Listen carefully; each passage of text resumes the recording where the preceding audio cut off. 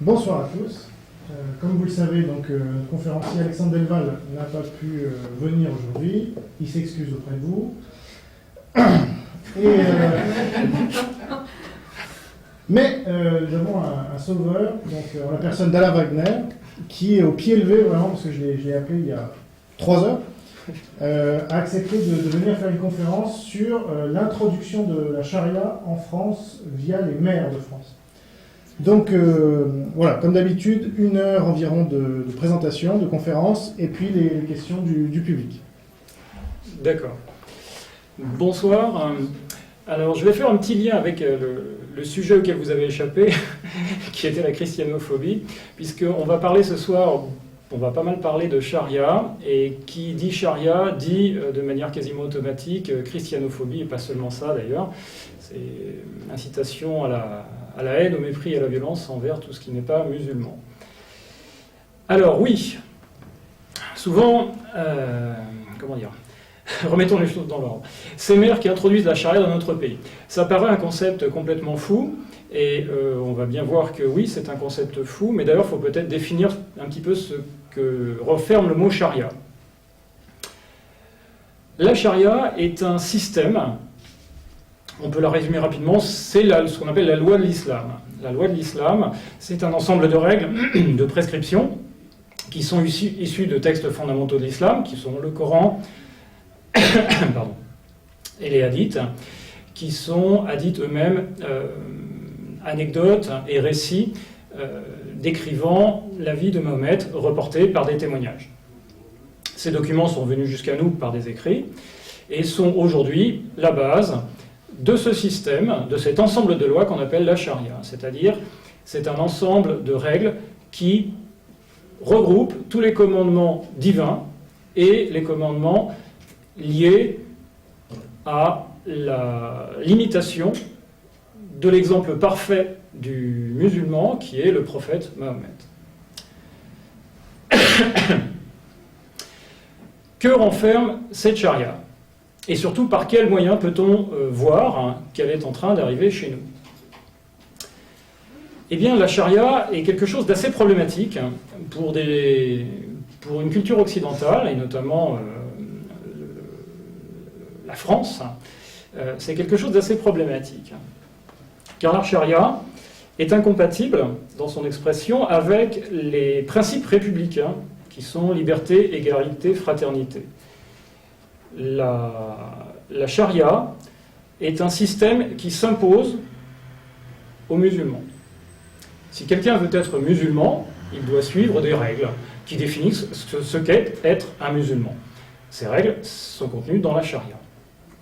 Or, il se trouve que le principe républicain de liberté est contredit par la charia, puisque la charia est un système d'esclavage mental, dans le sens où ces règles s'imposent sans possibilité d'y déroger. Normalement, si le musulman est sérieux avec sa foi et qu'il décide d'y obéir, il ne peut pas décider volontairement de ne pas en appliquer une partie. Ce serait un péché. On est soumis aux règles de la charia. Si on veut être un bon musulman, on peut aller en enfer et avoir des problèmes métaphysiques. On a le principe d'égalité, principe républicain d'égalité. La charia est fondamentalement, organiquement inégalitaire, puisqu'elle prévoit 2 statuts différents, le statut du musulman et le statut du non-musulman. Et ces 2 statuts ne sont absolument pas égalitaires. Le musulman a un statut supérieur, le non-musulman a un statut inférieur, ce qui donne des droits aux musulmans sur les non-musulmans. On rentrera un petit peu tout à l'heure dans les détails, mais donc la charia n'est pas un système égalitaire. Deux systèmes de valeurs pour les musulmans, pour les non-musulmans. Et enfin, la fraternité. La charia est l'antithèse de la fraternité, puisque du fait de cette séparation musulman-non-musulman, il y a non seulement séparation, mais antagonisme. dans les textes même de la charia, il y a antagonisme entre le musulman et le non-musulman, puisque le devoir du musulman est de livrer le combat contre les non-musulmans jusqu'à sa soumission ou sa disparition. Donc, ils n'ont pas de fraternité. Et enfin, ce qui n'est pas un principe républicain, mais qui est quand même très important en France, la laïcité. La charia est l'antithèse aussi de la laïcité, puisque la laïcité, c'est la séparation du religieux et du politique. Or, la charia mixe de manière absolue le politique et le religieux, dans le sens que le religieux organise la société. Or, dans les civilisations occidentales, ce qui organise la société, c'est la politique. Ce n'est pas le cas selon le système de la charia. Donc, la laïcité est incompatible avec la charia, et vice-versa. La charia est aussi incompatible avec les principes démocratiques. Alors là, je vous demande de ne pas me faire confiance et de ne pas me croire. Croyez plutôt la Cour européenne des droits de l'homme, qui, le 13 février 2003, dans un jugement, déclare de manière tout à fait officielle la charia est incompatible avec les principes démocratiques. Justement, puisque la charia est un système fixe, non évolutif, qui s'impose aux gens, et que les gens ne peuvent pas changer. Contrairement aux règles démocratiques qui sont soumises à la discussion, au vote. Donc, charia incompatible avec les principes démocratiques. On a aussi une incompatibilité directe et fondamentale entre la charia et les droits de l'homme. La charia viole tous les droits de l'homme.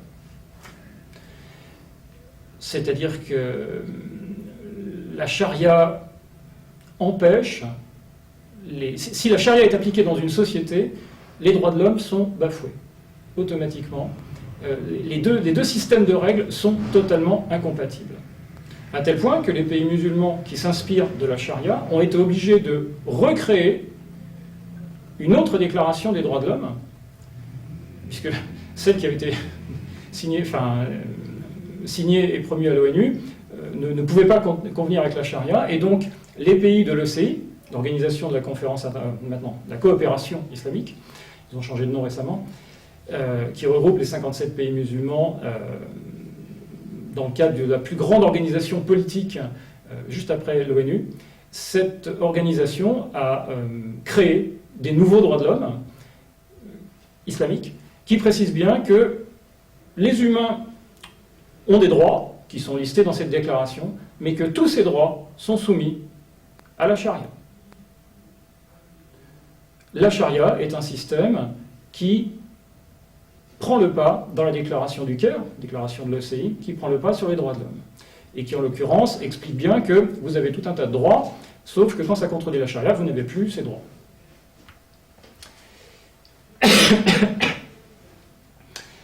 La charia est un système qui fait la promotion et l'apologie des crimes contre l'humanité. Alors là, je me réfère à un document officiel, encore une fois, qui sont les statuts de Rome. Les statuts de Rome sont un document international qui fonde et qui crée la Cour de justice, la Cour pénale internationale, qui sert à juger les gens qui font des crimes contre l'humanité.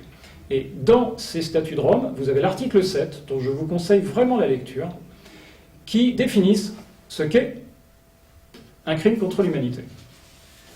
J'ai ce texte, je suppose que tout le monde ne le connaît pas par cœur.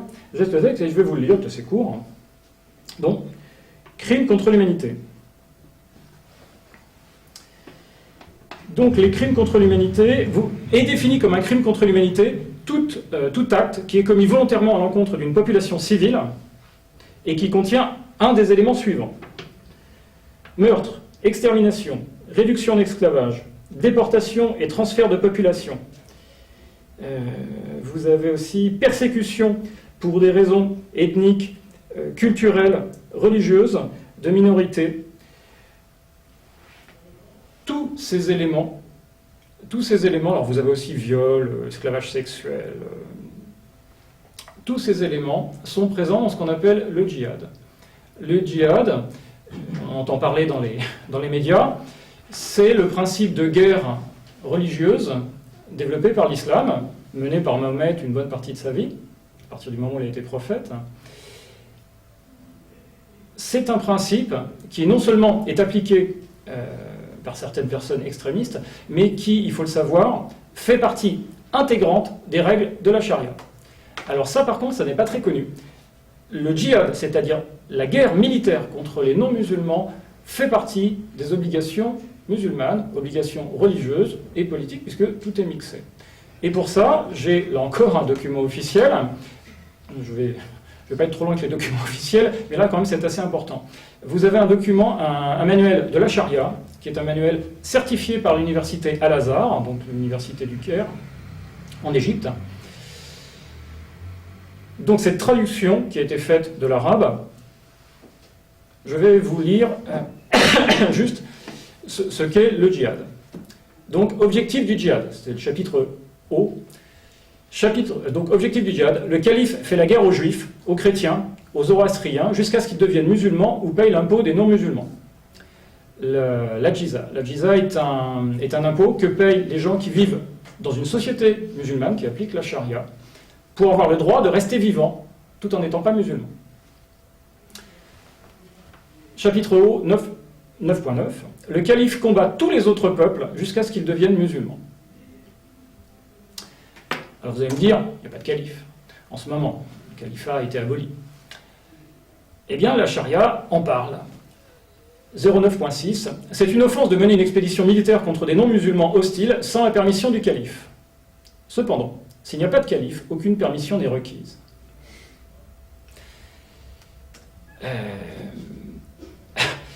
Le djihad est une obligation communautaire selon les règles de la charia. Le djihad est un crime contre l'humanité. Le djihad est un devoir religieux pour la communauté musulmane. Si vous êtes quelqu'un qui fait la promotion de la charia et qui avait l'intention de respecter les règles de la charia, vous êtes quelqu'un de dangereux pour toute l'humanité, excepté vos collègues musulmans. Donc, surprise, la charia n'est pas quelque chose de sympathique. La charia, je vous rappelle aussi que ça comprend la lapidation des femmes adultères, c'est-à-dire l'assassinat à coups de pierre des femmes adultères et des hommes adultères. Ça comprend l'amputation des voleurs, ça comprend la viande halal, le fait de manger halal, ça comprend le port du voile, pas seulement le voile intégral, le voile normal, ce qu'on appelle le foulard islamique. C'est une obligation de la charia. La séquestration des femmes, le fait d'avoir le droit de battre les femmes, tout ceci fait partie de la charia. C'est un ensemble, et c'est un ensemble insécable. Comme ce sont des obligations qui sont liées à des prescriptions venant de Dieu, ou du prophète, elles sont donc irrefusables sous peine d'apostasie. Si vous refusez d'obéir directement à un ordre de votre Dieu, ou à des prescriptions de votre Dieu, vous êtes un apostat. Or, la charia prévoit le meurtre des apostats. C'est assez bien fait. Si vous changez de religion, vous devez être tué. Là encore, c'est un règlement officiel de la charia. Toute personne ayant atteint la puberté et saine d'esprit qui quitte sa religion doit être tuée. C'est d'une clarté absolue, il n'y a aucune interprétation là-dessus. Toutes les écoles musulmanes existantes aujourd'hui sont d'accord sur cette interprétation, enfin sur ce texte de la charia. Ça n'est remis en cause par personne. Donc on comprend que cet ensemble de règles soit totalement incompatible avec les droits de l'homme, les principes républicains évidemment, et les principes démocratiques. Alors, revenons au thème de la réunion. Il y a des maires qui introduisent la charia en France, dans leur commune. Comment cela est-il possible? Eh bien, ma foi, assez simplement. Vous avez aujourd'hui des constructions extrêmement nombreuses de mosquées, de centres islamiques divers et variés, voire maintenant d'écoles confessionnelles musulmanes qui ont lieu sur notre territoire. Ces écoles, ces bâtiments, ces lieux de culte, tels qu'ils nous sont présentés, sont soumis à une autorisation administrative. Un maire doit signer un document pour autoriser la construction de ce bâtiment. Aujourd'hui, les instructions du ministère de l'Intérieur sont très claires. S'il n'y a pas de problème de contradiction avec les règles d'urbanisme, vous devez signer. Vous ne pouvez pas refuser la construction, en l'occurrence, d'une mosquée. C'est une circulaire du ministère de l'Intérieur. On dit au maire, s'il n'y a pas de problème d'urbanisme, c'est-à-dire de places de parking insuffisantes, etc., vous devez signer. Or, c'est totalement hallucinant, puisque on sait que le travail normal d'un imam dans une mosquée est d'enseigner la foi musulmane. Qu'est-ce que la foi musulmane? La foi musulmane, c'est respecter et appliquer des règles et des principes. Quelles sont ces règles et ces principes? Les règles de la charia. Vous êtes censé, là je vous incite à regarder la charte du culte du musulman, qui est sur le site de la grande mosquée de Paris, document rédigé par M. Boubaker et fourni et présenté au ministre de l'Intérieur de l'époque en 2000, c'était Charles Pasqua, qui nous explique que le travail de l'imam est d'enseigner le Coran et la Sunna. Et la Sunna, c'est la traduction du prophète, c'est-à-dire l'exemple du prophète, ce que doit faire un musulman pour imiter le prophète, qui, comme je le disais tout à l'heure, un musulman est quelqu'un qui suit les prescriptions religieuses qui sont dans le Coran et qui suit l'exemple du prophète qui sont dans les hadiths, la Sunna. Vous avez donc des gens dont le métier, dont l'activité principale est d'enseigner des valeurs, d'enseigner des principes de vie normatifs. Vous devez faire ceci, vous devez faire cela. Si vous ne faites pas ceci, si vous ne faites pas cela, vous n'êtes pas musulman. Ces principes sont basés sur la charia. Par défaut. Par défaut. En effet, aujourd'hui, toutes les écoles musulmanes font la promotion du système de la charia. Un maire, avant d'autoriser une association à pratiquer de l'enseignement, parce que c'est de ça dont on parle, l'enseignement est une activité qui n'est pas neutre, c'est une activité qui a un impact sur la société. Vous enseignez la haine aux gens, certaines personnes vont devenir haineuses. Vous enseignez le pacifisme, certaines personnes vont être pacifiques. Vous enseignez les principes démocratiques, les gens a priori vont respecter les principes démocratiques. Vous enseignez le nazisme, certaines personnes vont devenir nazis. Vous enseignez le racisme, certaines personnes vont devenir racistes. Parce qu'elles auront écouté ce que vous avez dit, elles auront été convaincues, et elles auront été convaincues surtout d'appliquer ce que vous leur avez dit de faire. Si aujourd'hui je crée une nouvelle religion, pourquoi pas, après tout, c'est libre, qui s'appelle, je ne sais pas moi, le renouveau national-socialiste ou la secte charismatique d'Adolf Hitler. J'avais un prophète qui s'appelait Adolf Hitler et j'enseignais à mes élèves le fait qu'il faille massacrer les juifs, tuer les races inférieures, etc., etc. Si j'allais voir un maire en lui demandant « je veux faire construire un lieu d'enseignement où je vais enseigner à vos petits concitoyens les règles de ma nouvelle religion qui consiste à pratiquer le génocide sur les races non-aryennes. » Le maire, sous prétexte que mon activité est présentée comme religieuse, me permettrait d'enseigner ce genre de matériel à des citoyens français? Bien sûr que non, évidemment pas. Tout simplement parce que c'est un délit. Aujourd'hui, faire l'incitation, une incitation à tuer des gens, une incitation à la violence, une incitation à la discrimination et une incitation à la haine est aujourd'hui un délit. Ce n'est pas un droit d'enseigner le fait qu'une partie de l'humanité est supérieure à l'autre, que ça lui donne des droits, et que parmi ces droits, il y a le droit de les réduire en esclavage, de les voler, de les violer, voire de les tuer. Ce n'est pas un droit. Aujourd'hui, ça s'appelle une incitation à la violence, une incitation à la haine, et c'est un délit. Il est donc logique pour un maire qui se retrouve face à un projet de construction d'un lieu dans lequel il va y avoir des enseignements, de se renseigner sur le contenu des enseignements. Ça paraît absolument évident, normal. Or, ce n'est pas fait. Ce n'est pas fait. Pourquoi?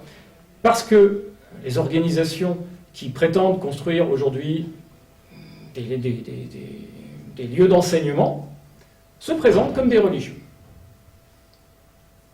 Et par une mauvaise compréhension du principe de laïcité, les maires se laissent convaincre qu'un maire n'a pas le droit d'empêcher une activité qui est présentée comme religieuse. Or, c'est complètement faux. La loi 1905 prévoit tout à fait la justification des restrictions des pratiques religieuses si elles sont un trouble à l'ordre public, si elles constituent un délit ou si elles constituent une menace pour les droits et libertés des citoyens.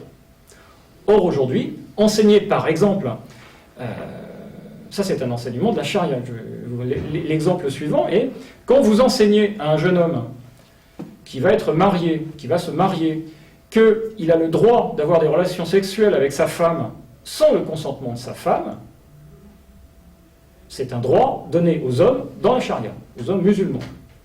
L'homme a la disposition du corps de la femme quand il le veut. Quand vous faites ça, certaines personnes vont vous croire. Et s'ils le font, il y a mise en danger. Il y a mise en danger de citoyens. C'est-à-dire, non seulement pour le garçon, puisqu'il va commettre un viol, et se mettre en danger, puisqu'il risque de se retrouver en tant que tel en prison, comme un criminel, et enfin, et bien évidemment, pour la femme, qui, elle, va se faire violer. Deux systèmes de loi incompatibles. La charia permet le viol conjugal, c'est licite, c'est halal, c'est légal. En France, c'est un délit.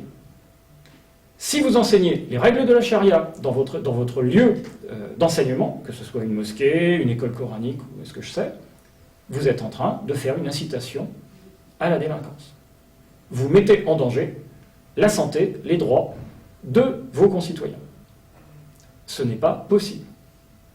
Ce n'est tout simplement pas dans le pouvoir d'un maire d'autoriser la construction d'un bâtiment dans lequel il va y avoir des actions illégales. C'est hors de son pouvoir. Si un maire ne prend pas de précautions pour vérifier que la doctrine qui va être répandue, qui va être répandue dans le corps social à partir d'un bâtiment qui est présenté comme cultuel, mais cultuel ou pas, ça n'a pas d'importance. Si un maire ne prend pas la précaution de vérifier que la doctrine n'incite pas les gens à faire des crimes et des délits, à commettre des crimes et des délits, et surtout à mettre en danger les droits et les libertés des citoyens, et en particulier des citoyennes dans le cas de l'islam, et de la charia en tout cas, le maire met en danger ses citoyens. On a aujourd'hui, enfin depuis un certain temps, l'exemple de gens qui ont été endoctrinés dans des mosquées et qui se retrouvent aujourd'hui en Afghanistan, en Irak, à faire le coup de feu, éventuellement d'ailleurs contre nos propres soldats. Parce qu'ils ont été convaincus que le djihad est la meilleure manière d'aller au paradis. À vrai dire, dans la charia, selon la charia, le fait de se faire tuer en tuant des mécréants, c'est-à-dire des non-musulmans, est la seule manière sûre d'aller au paradis. On apprend ça si on apprend les principes de la charia.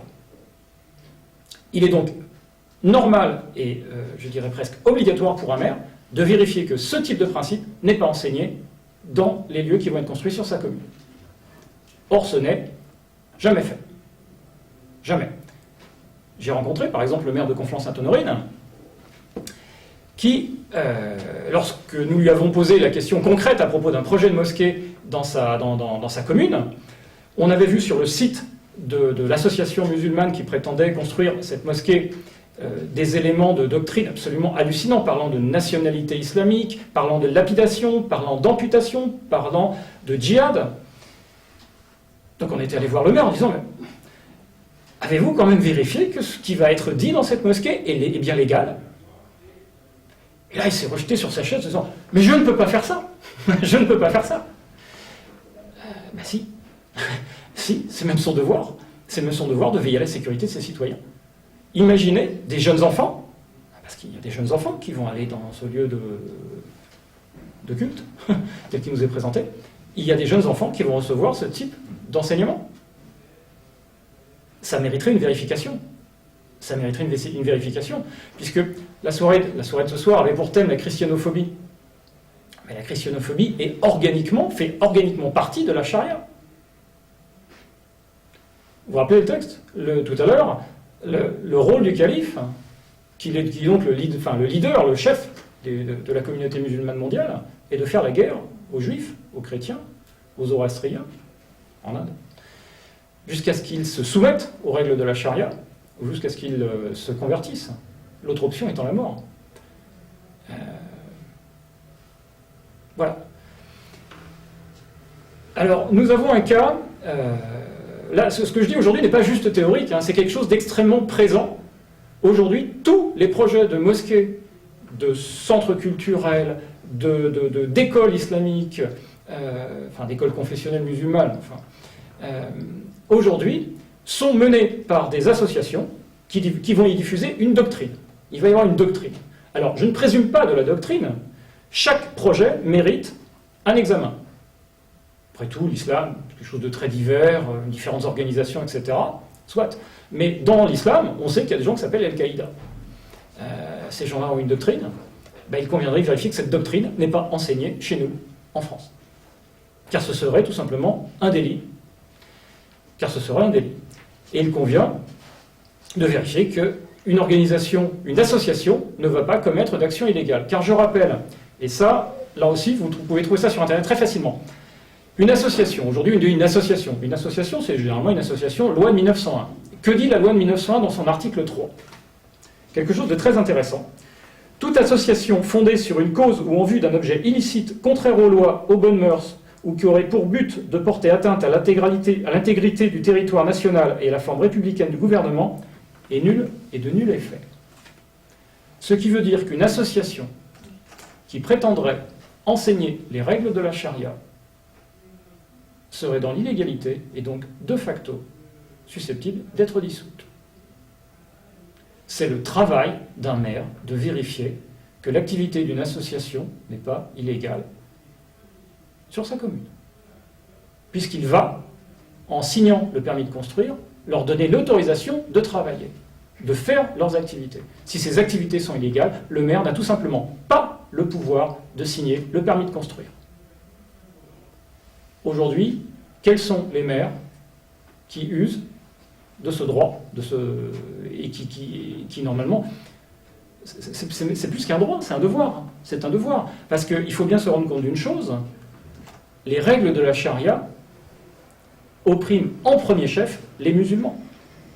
Les musulmans sont systématiquement toujours les premières victimes de la charia. Tout le temps. Les règles de la charia empêchent le musulman d'être un citoyen libre, libre de ses choix, libre de ses croyances, puisqu'il est soumis à des obligations qui sont présentées comme impératives sous peine de mort. Si vous n'obéissez pas aux prescriptions de la charia, vous devenez un apostat, quelqu'un qui quitte la religion. Refuser un commandement direct de la foi musulmane, c'est quitter la religion musulmane, c'est devenir un apostat. L'apostasie est punie de mort, selon les règles encore de la charia. Il convient que ces règles ne soient pas diffusées dans notre pays.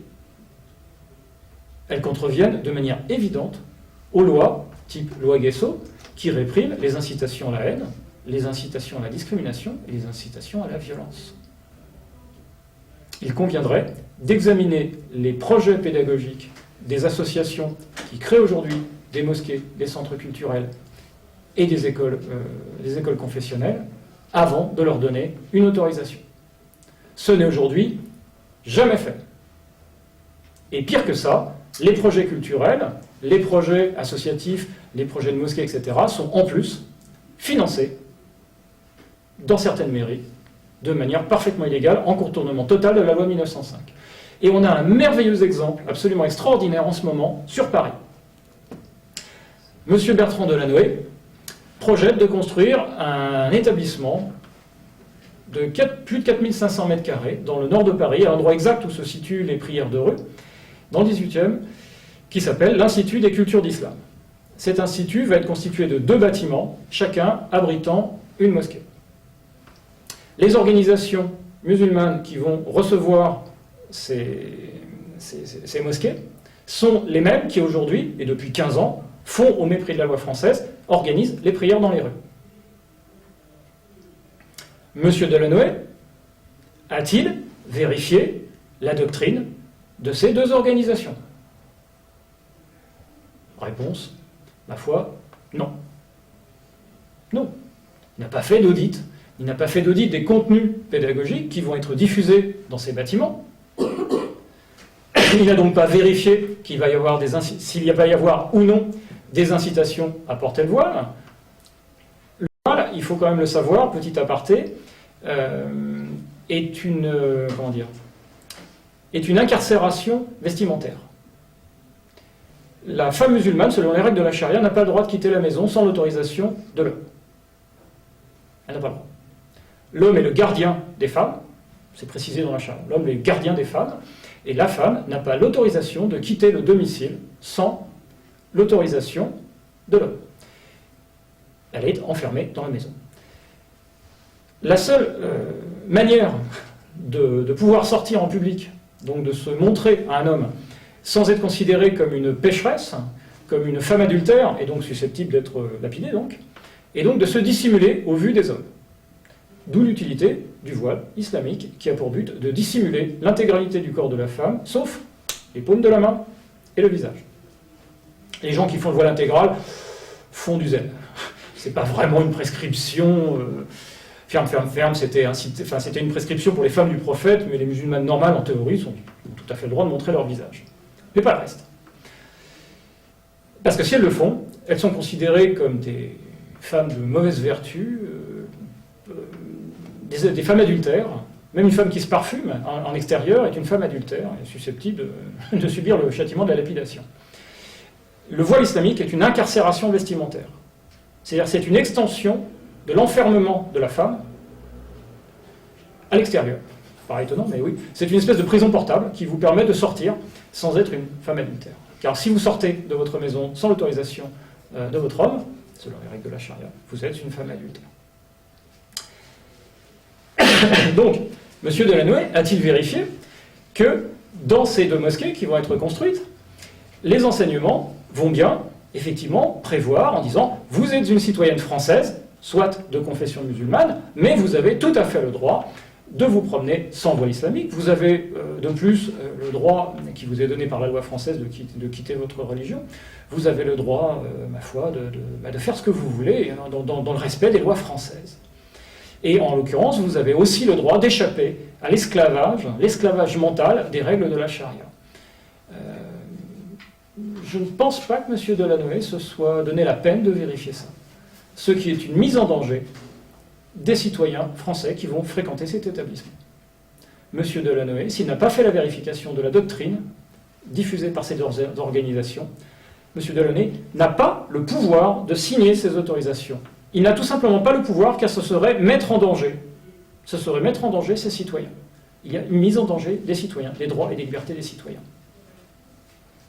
Le projet donc, de l'Institut des cultures d'islam est donc illégal dans le sens où il est par défaut, puisque a priori une organisation musulmane est une organisation qui diffuse la doctrine musulmane générale, enfin d'une des quatre écoles islamiques. Ces 4 écoles suivent les règles de la charia, donc par défaut, la doctrine qui va être diffusée est une incitation illégale à violer les droits et libertés de nos citoyens et citoyennes.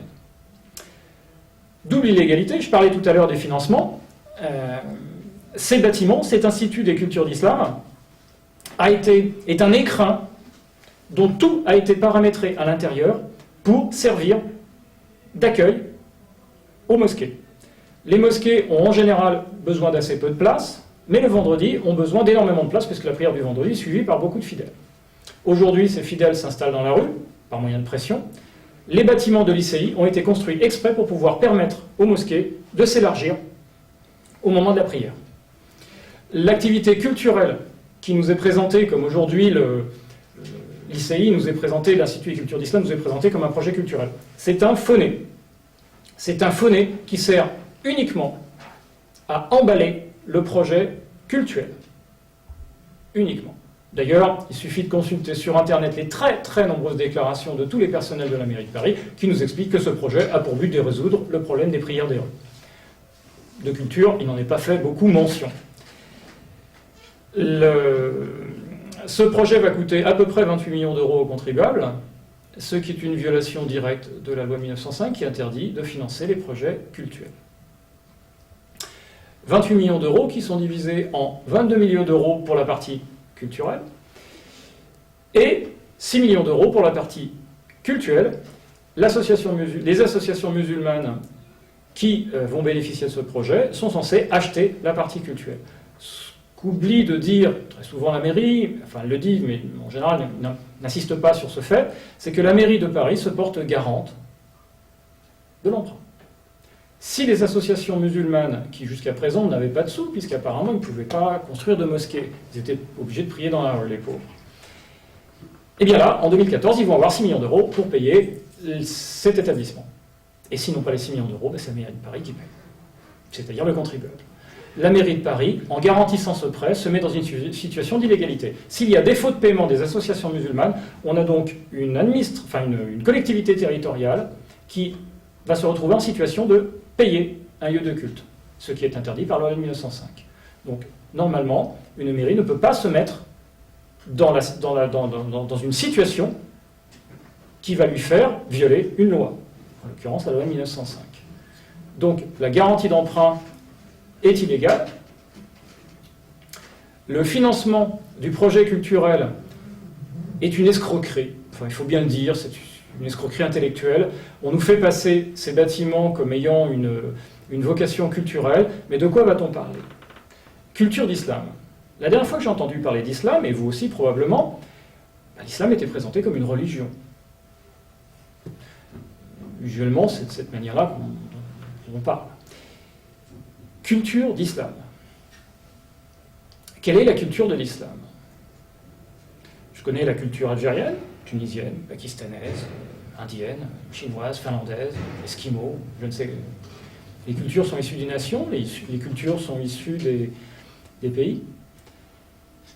La seule culture de l'islam, c'est la charia. Déclinée peut-être de manière diverse dans les pays, mais la seule partie commune qui lie tous les pays de l'islam, ma foi, c'est la foi musulmane. C'est donc les règles qui gèrent cette foi, c'est donc la charia. On est donc en train de nous parler parce que ce projet culturel nous est présenté comme un projet qui permet la promotion des cultures d'islam, la meilleure compréhension et sa meilleure acceptation par le citoyen français. Nous avons un bâtiment qui nous est présenté comme culturel et qui fait la promotion d'un système religieux.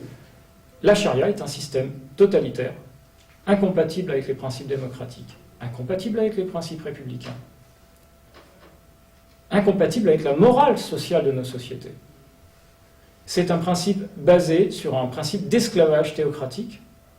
Vous êtes soumis à une loi divine que vous n'avez pas choisie et que vous n'avez pas la possibilité de modifier. La charia est non modifiable, puisque d'essence divine. Les contribuables français, vous, moi, allons payer un bâtiment destiné à promouvoir cette chose. C'est totalement délirant. C'est totalement délirant. Et il faut savoir une chose, c'est qu'on parle de religion, mais une organisation qui fait la promotion de la charia en France ne peut pas être qualifiée de religieuse.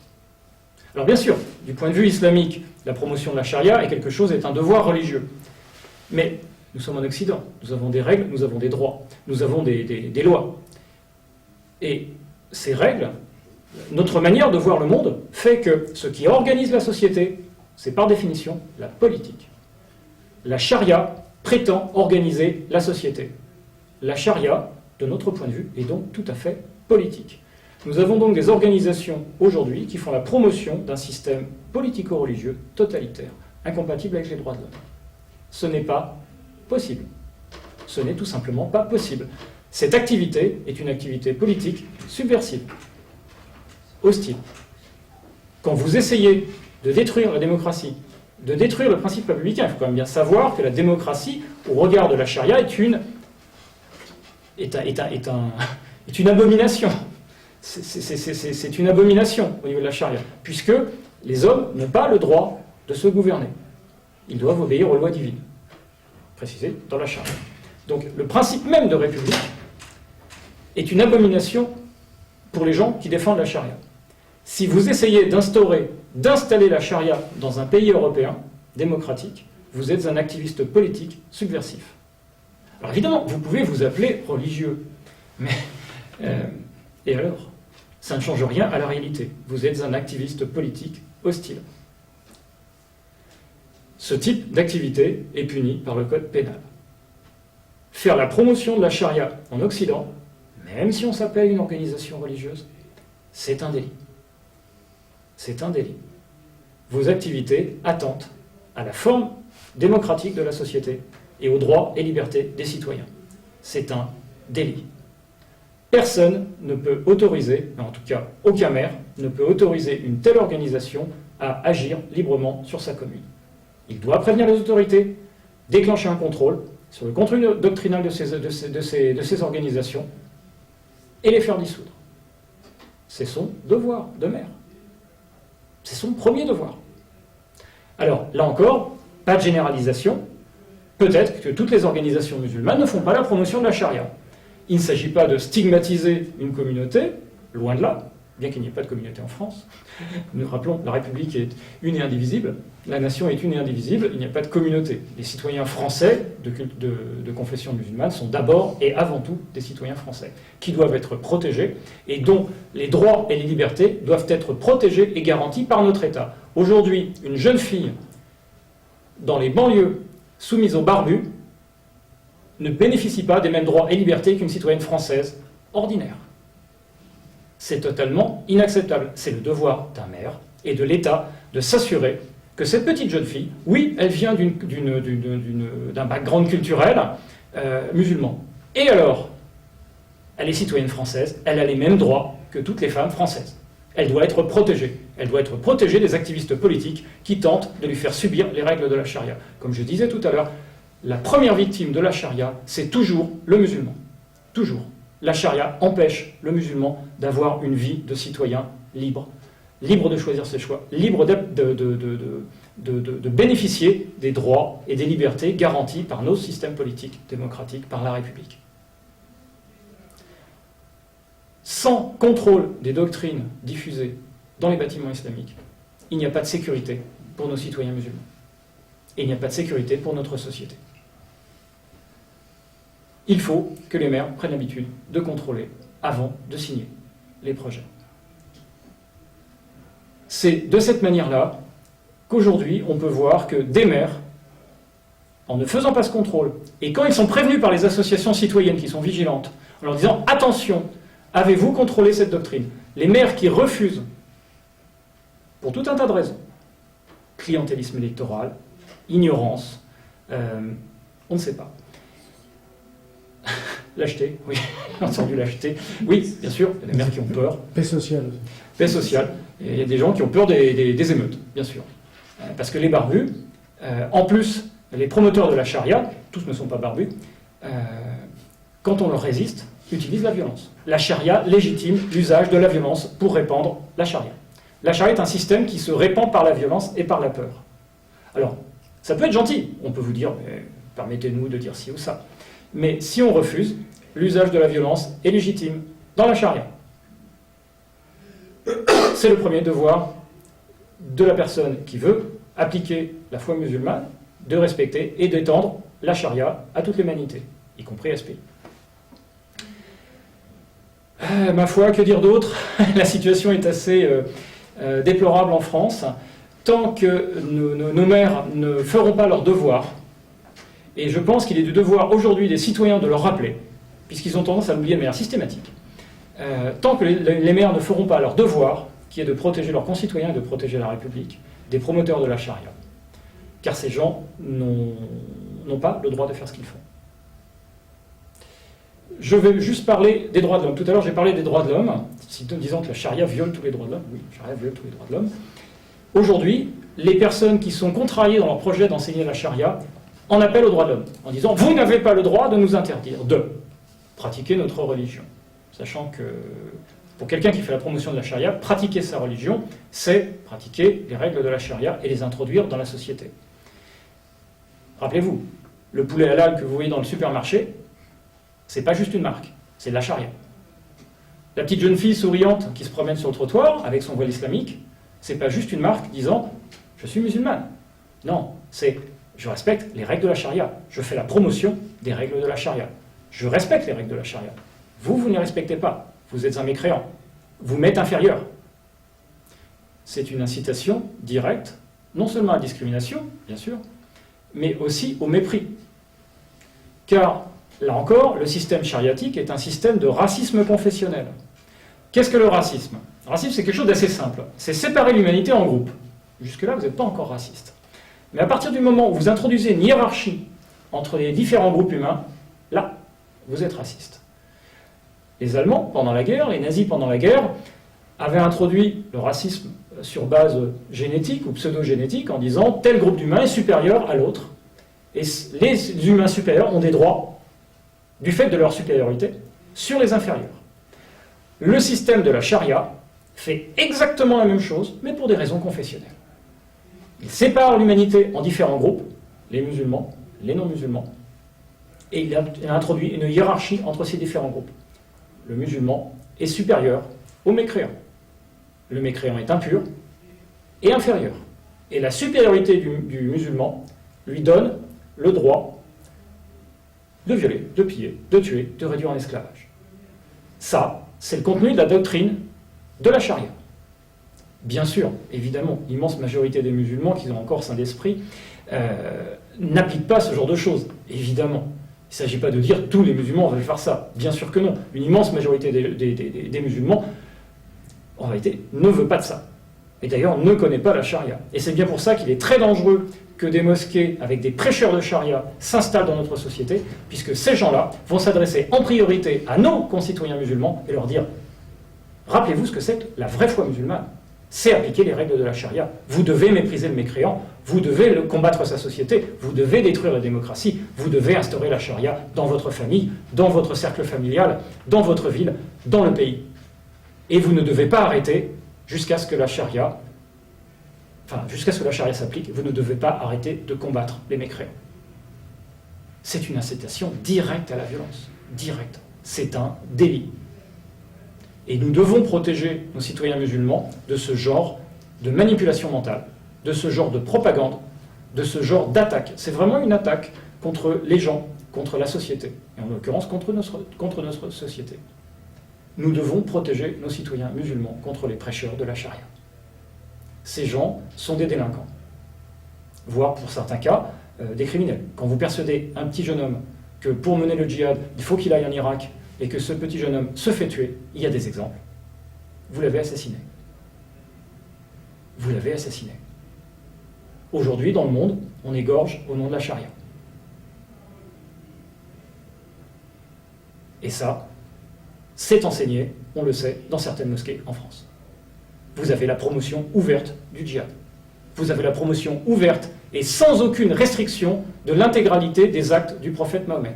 Le prophète Mahomet a quand même passé son temps, à partir du moment où il était prophète dictateur, à assassiner des gens, à assassiner des opposants politiques, à envoyer des opérations d'attaque, des opérations hostiles sur des populations qui ne lui avaient rien fait à part le fait qu'elles n'étaient pas musulmanes. Il a massacré les tribus de juifs qui étaient à Médine. Il faut savoir que l'hégire, le début de l'ère musulmane, c'est un acte d'émigration agressif. Le prophète Mahomet, avec ses premiers fidèles, s'installe à Médine. 2 ans après, il n'y a plus un juif vivant à Médine. Ils ont tous été soit tués, soit réduits en esclavage. Et dans l'intervalle, pillés. Aujourd'hui, dire que le prophète Mahomet, dans tout ce qu'il a fait, y compris ça, est un exemple parfait d'un bon musulman, c'est une incitation directe à assassiner du juif. C'est un délit. Ça ne peut pas être permis. Ça ne peut pas être permis. Un maire qui permet ce genre de choses sur sa commune n'a tout simplement pas ce pouvoir et se met dans l'illégalité.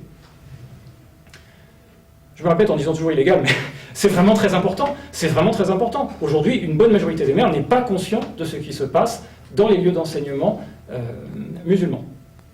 Et pour le cas où il y a des organisations musulmanes qui ne font pas ces enseignements, parce qu'il doit bien en avoir quelque part, eh bien, il est très important de ne pas faire des amalgames et de ne pas faire des généralités, et donc de vérifier au cas par cas le contenu doctrinal. C'est très simple. Après tout, si vous installez une école, un maire peut parfaitement demander le contenu pédagogique. Montrez-moi les documents que vous allez enseigner aux jeunes Français qui vont fréquenter votre établissement. Il n'y a rien de plus simple. Et après, vérifiez régulièrement, par des petits contrôles, là encore très simple, que la doctrine n'a pas soudainement changé entre le moment où le maire a été informé de ce qui allait être enseigné et le début de l'enseignement. Mais le vrai musulman, il va suivre la charia, donc forcément... Alors, attendez, parce qu'avant de passer aux questions, est-ce que tu as terminé, Alain, ou tu veux rajouter quelque chose ? On peut finir sur ce rappel. Effectivement, un maire n'a pas la possibilité de permettre à une association, même si elle se prétend religieuse, de faire des incitations à la haine et à la violence. Ceci, en France, est un délit. C'est vraiment le dernier mot de ce soir. Ce n'est pas possible. Un maire n'a pas ce pouvoir. C'est hors de son pouvoir. Voilà. Très bien.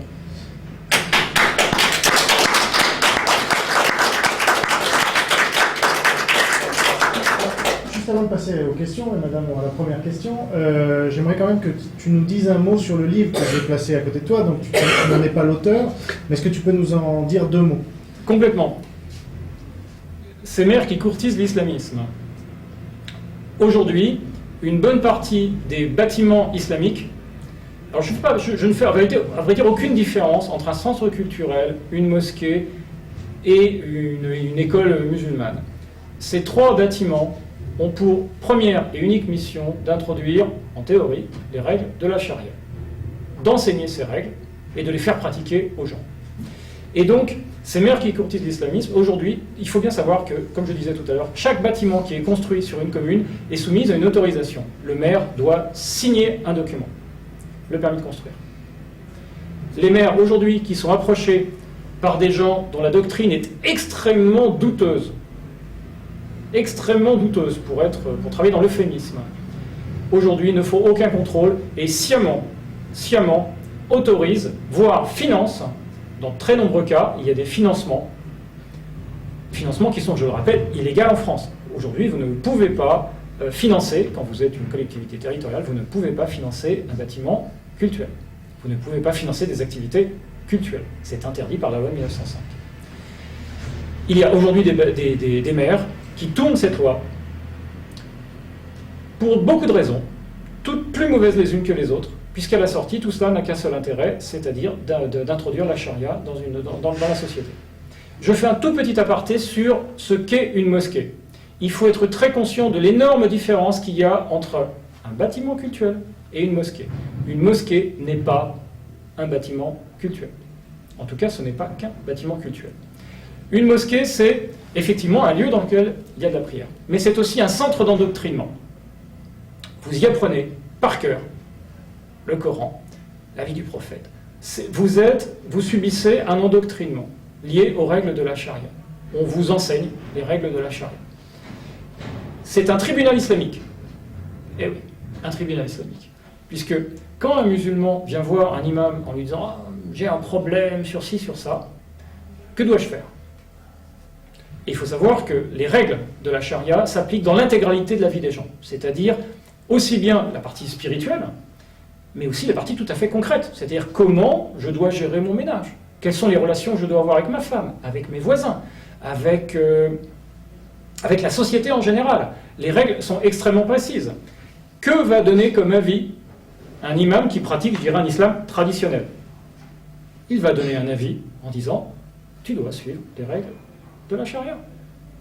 Quand un musulman dit « est-ce que je dois acheter un poulet halal pour manger ?» L'imam va lui dire « oui, bien sûr, tu dois manger un poulet halal ». Mais un poulet halal, qu'est-ce que c'est halal? Que veut dire halal? Halal, c'est autorisé, licite, permis. Mais permis par quoi? Permis par les règles de la charia. Un poulet qui a été sacrifié de manière halal a été sacrifié selon les règles de la charia. Et oui, encore une fois, cette charia. La charia est là. Quand un père ou un frère ou un cousin, ce que je sais, va voir l'imam en disant, voilà, quelle est la tenue décente pour une femme? Si cet imam pratique l'enseignement lié à la charia, il veut dire, elle doit se voiler. Elle ne doit pas sortir seule. Elle ne doit pas être autorisée à parler ou à discuter avec des gens qui ne sont pas musulmans. Elle doit se conduire de manière décente. Mais quelles règles de décence? Les règles de décence de la charia. Les règles vestimentaires de la charia. Quand on nous parle de décence, les musulmans on parle beaucoup de décence.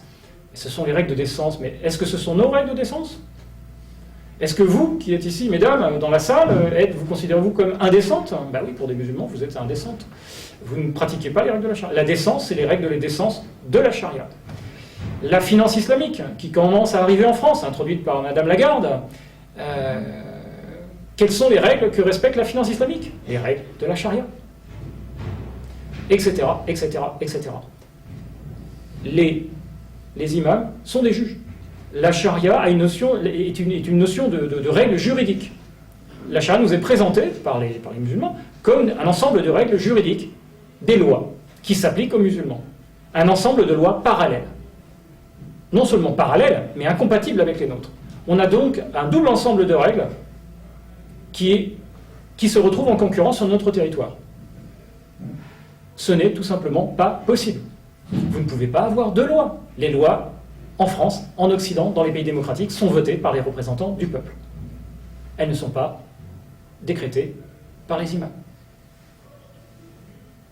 Vous ne pouvez pas opposer à la loi française une loi religieuse en France. Quand il y a opposition entre les deux, c'est 100% de la loi française qui s'applique, bien évidemment. Ce n'est pas le cas dans un tribunal islamique. En Europe, vous avez des précédents. En Angleterre, en ce moment, vous avez une centaine de tribunaux de la charia qui fonctionnent avec l'aval du gouvernement britannique. Parce qu'ils ont un autre système de droit que le nôtre. Et vous avez des tribunaux qui aujourd'hui s'occupent d'affaires matrimoniales. Inutile de vous dire que les femmes n'ont pas souvent raison. Un homme, selon les règles de la charia, peut divorcer d'une femme en disant « je divorce, divorce, divorce ». Il le dit 3 fois et la femme est répudiée. Une femme ne peut pas le faire. Un homme peut se marier plusieurs fois, avoir plusieurs femmes. Une femme ne le peut pas. Une femme n'a droit qu'à la moitié de la part d'un héritage d'un homme, selon les règles de la charia. Un homme a droit à une part entière, etc., etc., etc. Les femmes ne peuvent pas avoir accès à la justice britannique, car elles sont prises dans un étau communautaire, et les femmes d'origine musulmane sont emmenées, très souvent, devant ces tribunaux islamiques, où leurs droits les plus élémentaires sont évidemment violés. Vous avez aujourd'hui des cours pénales en Allemagne qui commencent à tenir compte des règles de la charia. C'est quelque chose de très réel. Vous avez un système juridique parallèle et incompatible avec le nôtre qui s'installe et qui commence à gérer des cas. Au début, ce sont les problèmes familiaux, puis après les problèmes économiques, etc., etc., etc. Vous avez des tribunaux de la charia. Donc dans une mosquée, vous avez un tribunal de la charia. Vous avez aussi un centre administratif. Eh bien oui, un centre administratif, pourquoi ? Parce qu'une mosquée, c'est pas seulement, comme je disais, un endroit de prière. C'est une mairie parallèle. On s'occupe de tout ce qui a lieu dans la communauté musulmane. Les dates de pèlerinage, les manières de gérer la viande halal, comment ça va se passer. L'imam est une personne qui organise la communauté musulmane. La charia est un système qui englobe toute la vie du musulman, si elle est pratiquée de manière sérieuse. Vous avez une mosquée est une sorte de mairie parallèle. Et enfin, pour ceux qui n'ont pas de chance, la mosquée est un centre d'entraînement militaire. Oui, il faut savoir que, par exemple, dans les attentats de Londres en 2005, les gens qui se sont fait exploser dans les transports en commun sont venus chercher leurs bombes à la mosquée de Luton, enfin une des 30 mosquées de Luton, je crois. Ils sont venus chercher leurs bombes dans la mosquée. Les mosquées, même historiquement, servent de lieux militaires, de lieux d'entraînement. On a des textes de l'époque islamique qui montrent des gens en train de s'entraîner aux armes. Vous avez aujourd'hui, à l'époque récente, des gens qui se font attraper avec des stocks d'armes, avec des fabrications de bombes, de poisons, etc., notamment en Italie. Vous avez des imams qui ont été arrêtés pour des activités terroristes. En Inde et au Pakistan, vous avez des dépôts d'armes, des dépôts d'armes. Certaines mosquées sont des véritables casernes. La personne qui a fait l'attentat en Suède, pas le dernier, pas Breivik, celui d'avant qui s'est fait sauter à l'époque, plus ou moins à la période de Noël, a été endoctriné dans une des mosquées, encore, pas de chance, dans une des mosquées de Luton, en Angleterre. Et après, il sort de là, il va dans son pays, il fabrique une bombe et il se fait sauter. Vous avez certaines organisations musulmanes qui utilisent leur mosquée de cette manière-là. Centre militaire, centre d'endoctrinement, tribunal islamique, centre administratif parallèle, et enfin QG politique. Et oui, la politique, on y revient. Je vous ai expliqué tout à l'heure, l'OCI, l'Organisation de la Conférence internationale, l'Organisation de la coopération islamique, est un organisme politique. Coopération islamique. Islamique en rapport avec la chose musulmane. Et pourtant, c'est une organisation politique. Cette organisation politique fait un travail de pression internationale, a des positions politiques sur la politique internationale, sur ce qu'on fait dans nos pays, sur ce qui se passe dans le monde. Ces points de vue politiques sont reliés, très souvent, en fonction des affiliations, etc., sont reliés par les imams et sont après diffusés dans les mosquées.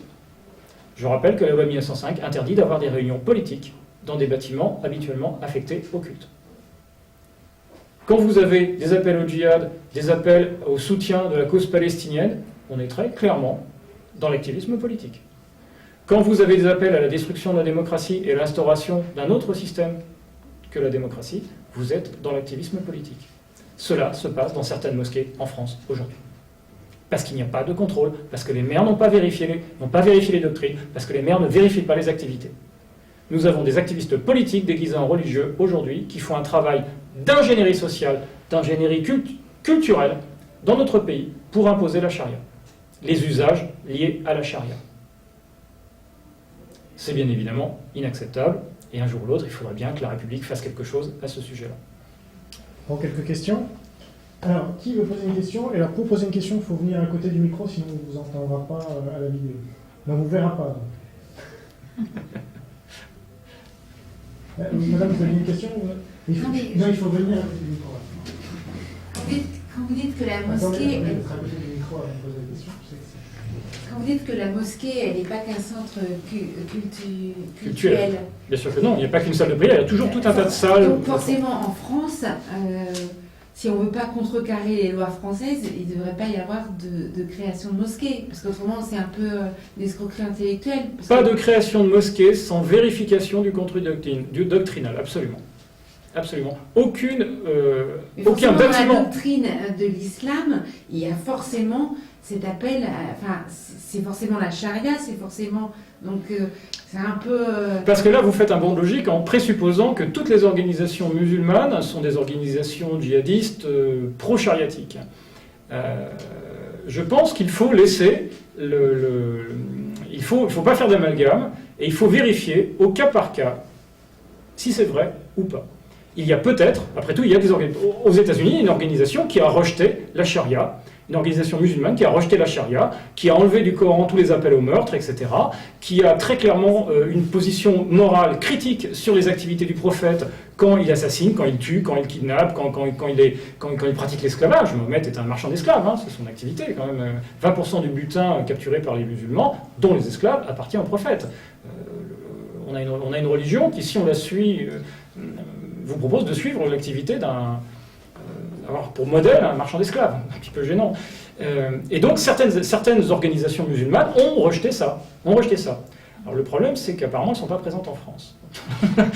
J'ai le problème. Mais il s'agit de vérifier. Ce n'est pas à nous de dire ce qu'est l'islam. Simplement, notre rôle, le rôle de l'État français, est de vérifier que la loi n'est pas violée, qu'il n'y a pas de crime et de délit. À partir de là, vous pouvez vous appeler musulman, prétendre être une organisation religieuse. Si vous n'appelez pas au meurtre, si vous n'appelez pas à suivre les règles de la charia, tout du moins toutes les règles de la charia, celles qui sont incompatibles avec nous, et si vous n'appelez pas à suivre le modèle parfait de Mahomet, notamment lorsqu'il viole, qu'il assassine et qu'il vole, votre activité est légale, il n'y a pas de problème.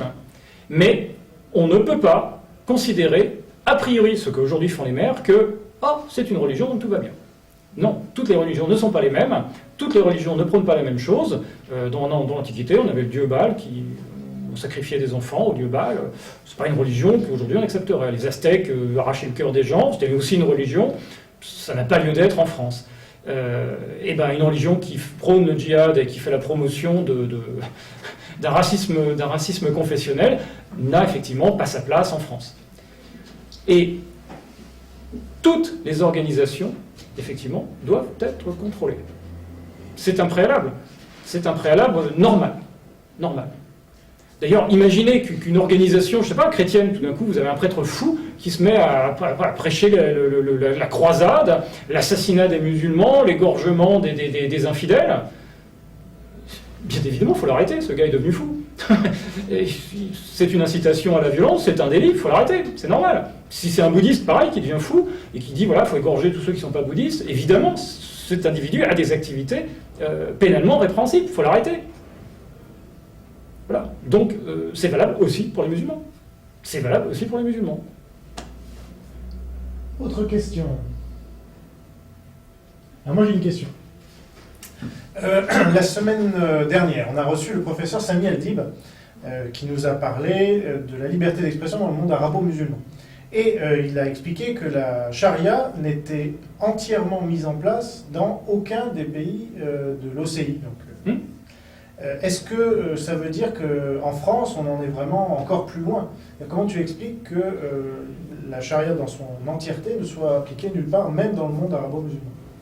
Parce qu'elle est inapplicable, c'est un truc complètement inhumain. C'est totalement inhumain, en réalité c'est impossible de vivre en tant qu'être humain.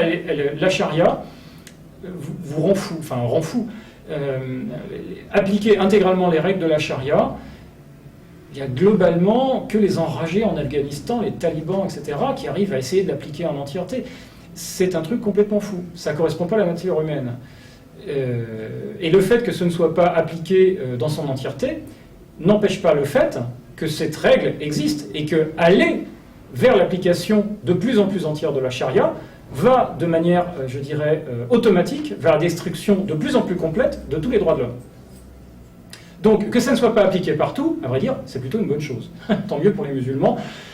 Ceci, on a comme des endroits où elle est appliquée de manière quand même assez forte, c'est-à-dire l'Arabie Saoudite, certaines parties du Pakistan, les parties tribales, les parties, etc. Et à ces endroits-là, on ne peut pas vraiment considérer que la démocratie, c'est le point fort des États dans ces endroits-là, les droits de l'homme non plus. Oui, elle n'est pas appliquée de manière parfaite partout, c'est très bien, et à vrai dire, si elle n'était pas appliquée du tout, ça serait encore mieux, et que des gens essayent de l'introduire chez nous, même par petits morceaux, ne va pas dans le bon sens. Comme j'expliquais, la charia est insécable. En théorie, on ne peut pas refuser d'en appliquer une partie. Alors peut-être qu'on n'est pas encore capable de l'appliquer dans certains États, puisque les gens résistent. Comme j'expliquais, imaginez quand même que quand on suit ce manuel de la charia dont je parle, qui s'appelle Reliance of the Traveler. Donc vous pouvez en trouver, il est en PDF gratuit sur Internet. Donc Reliance of the Traveler, c'est le soutien du voyageur, mais le voyageur sur la voie de la croyance. C'est un document que vous pouvez trouver sur Internet en PDF. Vous vous apercevez que ce document interdit à une femme de s'éloigner de plus de 77,4 km de son domicile. C'est un truc totalement délirant. Les femmes, selon les règles de la charia, sont séquestrées dans la maison. Sont séquestrées dans la maison. Même avec l'autorisation de leur mari, elles n'ont même pas l'autorisation de se promener toutes seules. C'est même illégal, parce qu'un vrai musulman qui suit la charia n'a pas le droit d'autoriser sa femme à sortir toute seule. Etc., etc., etc. C'est complètement délirant. Donc oui, elle ne s'applique pas partout, et alors, mais c'est pas une bonne raison pour en permettre une application partielle dans nos pays, puisque c'est un système qui tend vers l'installation d'un système d'esclavagisme mental. Or, nos systèmes, les systèmes occidentaux, sont des systèmes qui sont basés sur le respect des libertés individuelles. On est donc bien là dans un conflit absolument... on ne peut pas résoudre ce conflit, c'est une opposition absolue. Quelqu'un qui veut travailler selon la voie de la charia, objectivement, ne peut pas vivre en Occident et pratiquer la charia comme il faut. Donc s'il essaye d'appliquer les premiers pas, c'est un petit peu comme un escalier qui va vers un endroit sombre, humide, qui sent pas bon et vers lequel on n'a pas du tout envie d'aller. Si vous n'avez pas envie d'aller à la cave, ça ne sert à rien de descendre les premières marches qui y vont. Ça ne sert à rien. Parce que si vous commencez à descendre les premières, peut-être qu'après vous en descendre d'autres, et puis les dernières, on va vous y pousser. Non, ça ne sert à rien. Le voile islamique, la nourriture halal, ce sont les premiers pas vers la lapidation, vers l'amputation des voleurs, vers le djihad. Ça ne mène qu'à un seul endroit. Ça ne mène que là. Ça n'a donc non seulement aucun intérêt, mais en plus, c'est dangereux. Bien, on va en arrêter là, puisque à moins qu'il y ait vraiment une question qui se pose là à vous. Bon. Vas-y. Donc je vous conseille ce livre, je suis parti, j'ai digressé, je m'excuse. Je vous conseille ce livre. Il montre l'exemple même de ce qu'il ne faut pas faire en République. Les maires qui aujourd'hui financent les promoteurs de la charia, c'est inacceptable, c'est illégal, c'est dangereux. C'est dangereux. Ces gens-là ont une conduite fondamentalement immorale. La charia mène à la guerre civile. Si on ne fait rien pour expurger la charia de nos pays, nous allons à la guerre civile. Les maires qui aujourd'hui collaborent activement avec les promoteurs de la charia sont les gens qui sont les responsables, qui seront les responsables des malheurs futurs des générations qui arrivent. Vous avez des maires, alors je ne cite pas de mémoire, mais là on a un cas à côté en banlieue parisienne proche. Le maire d'Alfortville, René Rouquet, a financé 100% de la mosquée. 100% de la mosquée. C'est une situation absolument délirante. Il a été condamné au tribunal administratif, il refuse d'obtempérer. On est face à des gens qui violent la loi de 1905. Loi de 1905 qui, je vous le rappelle, a pour fonction primordiale d'empêcher les guerres de religion. En France, quand on n'a pas d'État fort qui oblige les gens à vivre en paix, en mettant la religion à part dans le domaine privé, ça finit en guerre de religion. La loi de 1905 doit être préservée à tout prix. La laïcité doit être préservée, et en particulier en ce qui concerne l'introduction des règles de la charia. Vraiment, c'est absolument vital. Nous ne pouvons pas vivre avec les règles de la charia, c'est absolument impossible. Nous devons protéger nos concitoyens des règles de la charia. Nous devons nous devons protéger nos enfants et notre société des règles de la charia. Ce livre vous permettra de voir à quel point ce qui se passe dans certaines mairies est épouvantable. C'est l'exemple de ce qu'il ne faut pas faire. C'est aussi une incitation à agir auprès de vos élus. Allez voir vos élus. Bien souvent, les élus ne savent même pas ce qu'est la charia. Donc comment voulez-vous qu'ils contrôlent et qu'ils fassent contrôler les enseignements des organisations musulmanes qui diffusent la charia, si c'est le cas, s'ils ne savent même pas ce que c'est que la charia? Allez voir vos maires, intervenez, écrivez, téléphonez, rejoignez les organisations résistantes qui font des actions pour sensibiliser les gens. Faites quelque chose. Aujourd'hui, la charia passe en infradélictueux parce que toute la société politique ignore ou refuse de voir, fait un déni de réalité sur le problème de la charia dans notre pays. Aujourd'hui, c'est vous, c'est nous, les citoyens, qui devons protéger nos citoyens, nos enfants, et y compris les musulmans, nos concitoyens musulmans doivent être protégés. Ce sont les premières victimes de la charia. N'oubliez pas ça, ce ne sont pas des ennemis, ce sont des victimes. Merci.